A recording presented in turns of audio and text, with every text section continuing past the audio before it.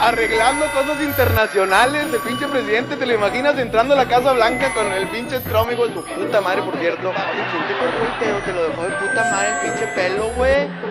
Te dejó así como un gajo de cebolla, así por un lado, güey.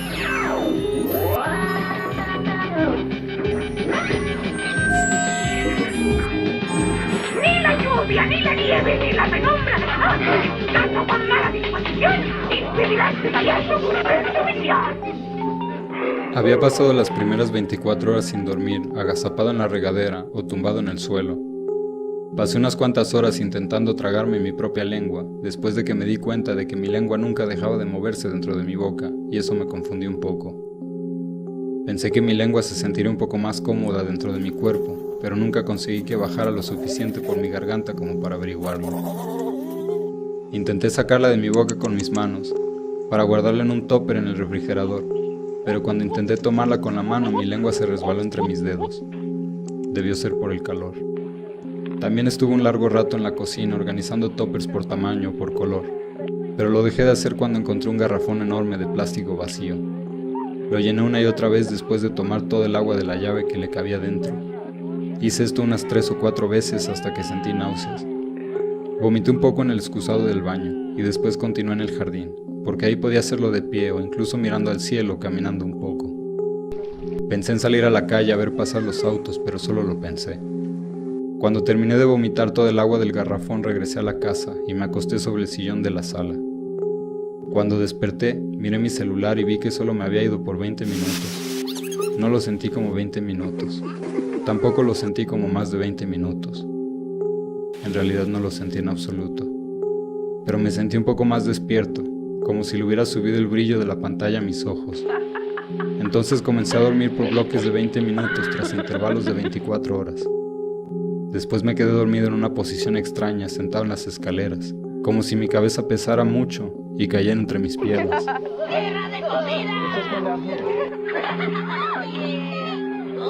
Cuando desperté, mis pies estaban llenos de langostas. Salí dando saltos hacia el jardín y me acosté sobre el pasto. Me quedé mirando al sol durante 1 o 2 horas. Mi cabeza era un acuario. Pensé que podía escuchar mis globos oculares moverse. También sentí que me crecían las orejas y se me dilataban los vasos sanguíneos. Al cabo de la segunda hora bajo el sol, escuché el golpeteo de tenazas de las langostas sobre la hierba y corrí de vuelta a la casa. Abrí la puerta del refrigerador y dormí un rato debajo de la mesa de la cocina. ¿Qué está pasando con él? ¿Qué es lo que pasa? Vamos a ver. Vamos a ver. ¿Qué pasa con el presidente del gobierno? ¿Qué pasa con los presidentes?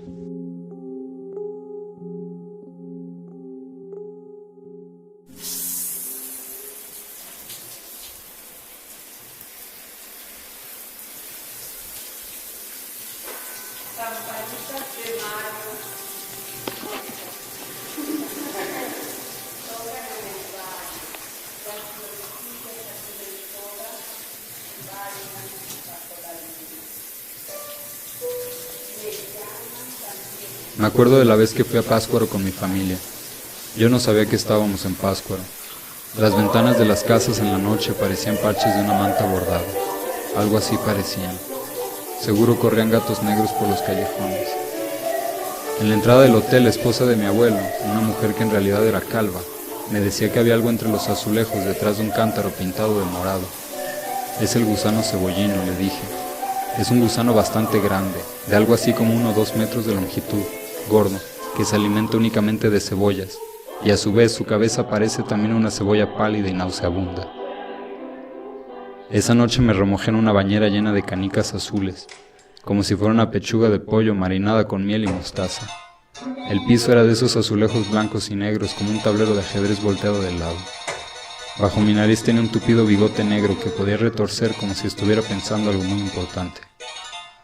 A la mañana siguiente ya no había nada bajo mi nariz más que moco seco.